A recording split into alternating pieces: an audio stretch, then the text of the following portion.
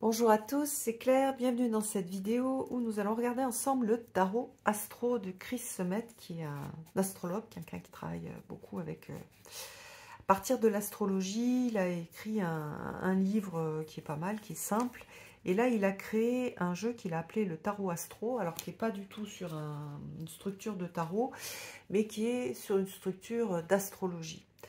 Donc, on va avoir dans son jeu des illustrations un peu style ce qu'on voit dans des magazines, avec les signes du zodiaque, avec les maisons, avec les planètes, les éléments, le fait qu'un signe soit fixe, cardinal ou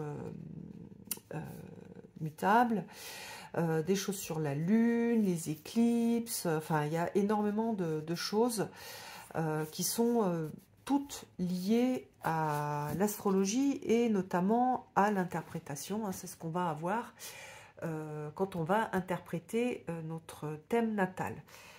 Donc ce type de jeu, alors moi j'en ai un que j'ai depuis longtemps, que j'aime beaucoup, qui est un jeu en anglais, auto-publié, et que j'utilise absolument pas pour tirer les cartes, que j'utilise pour l'interprétation du thème astral, pour pouvoir le visualiser et puis pour avoir des informations sur cette interprétation.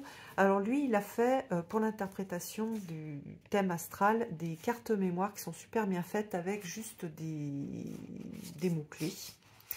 Donc ça, c'est ce qui va vous aider pour l'interprétation de votre thème astral si vous utilisez ce jeu-là.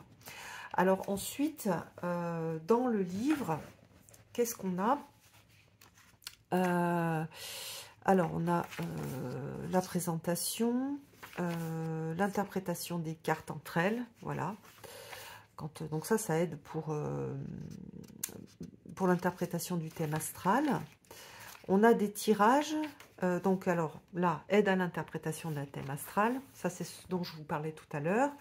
On va avoir des tirages avec des exemples, donc ça c'est bien, parce qu'on se rend compte de comment est-ce que le jeu en pratique il va fonctionner. Il y a un tirage en croix, pareil avec un exemple, tirage astrologique annuel, positionnement des signes, voilà, placement des maisons, positionnement des signes, donc là il est un petit peu plus complexe. Un exemple à nouveau avec une interprétation super, franchement c'est bien fait, cette première partie. Et puis après on a l'interprétation des cartes. Alors pour pratiquement toutes les cartes sauf les dernières familles, on va avoir donc le nom de la carte, une guidance, donc là vous vous trouvez dans une période propice aux entreprises, à vous d'agir, etc. Des mots-clés, des actions à accomplir, des personnes, si ça représente une personne, si c'est un problème d'orientation professionnelle, voilà, ça signifie ça, un lieu, etc., partie du corps. Donc voilà, ça c'est pour la plupart des cartes, jusqu'au nœud lunaire. Alors là, on va avoir nœud lunaire nord et sud, là on a quelque chose de plus court. Même chose pour les éléments et les modes, hein, feu, terre. Pour les phases de la lune, même chose. Donc des choses plus, on va dire, beaucoup plus courtes. On a juste, voilà, par exemple ici, là, on a, par exemple, cet aspect relie deux planètes avec 3 signes ou 3 maisons d'écart. C'est un symbole de tension, de confrontation, de lutte et de choc. D'une certaine manière, ces cartes représentent les accidents de la vie qui demandent un certain dépassement de soi. Voilà. Et dans un tirage, elles indiquent toujours que l'on a tendance à subir les événements. Voilà comment est-ce que c'est présenté.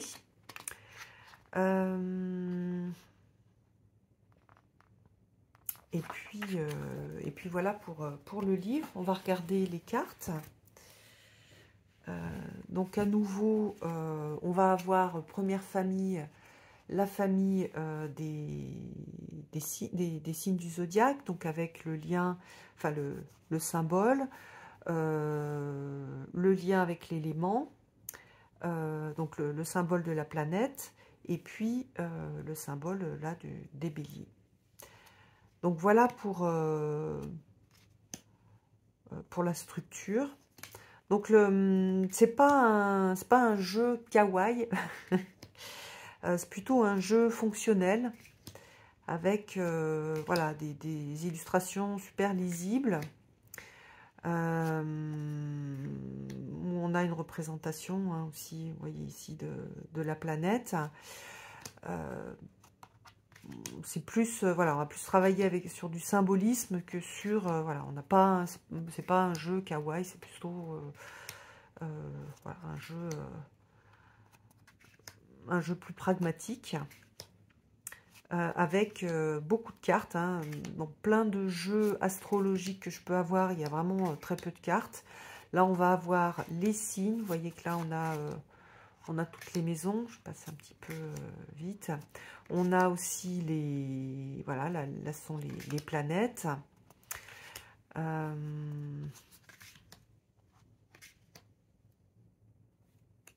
Saturne, Uranus, Neptune, Pluton.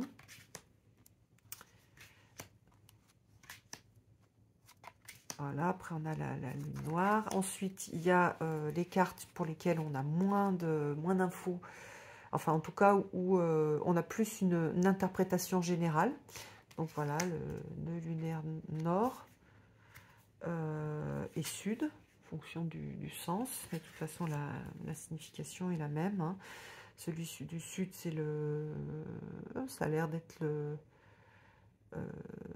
le passé, et celui du nord c'est le futur, l'élément feu, l'élément air, les signes cardinaux, fixes, mutables, la lune,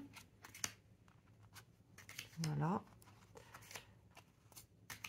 l'éclipse lunaire, donc avec aussi l'association avec les signes, la part de fortune. Donc ça, ce sont toutes des choses que l'on va voir sur un thème astral.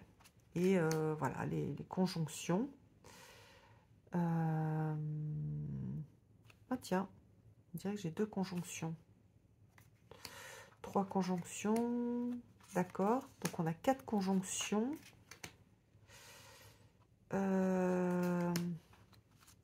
4 sextiles. On va aller voir après. 4 carrés.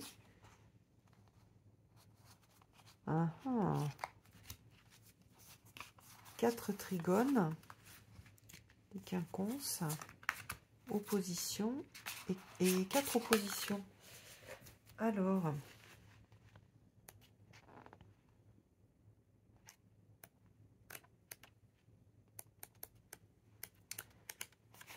Hop, ce sont des cartes qui associent les points forts et les points faibles de 2 cartes de planète.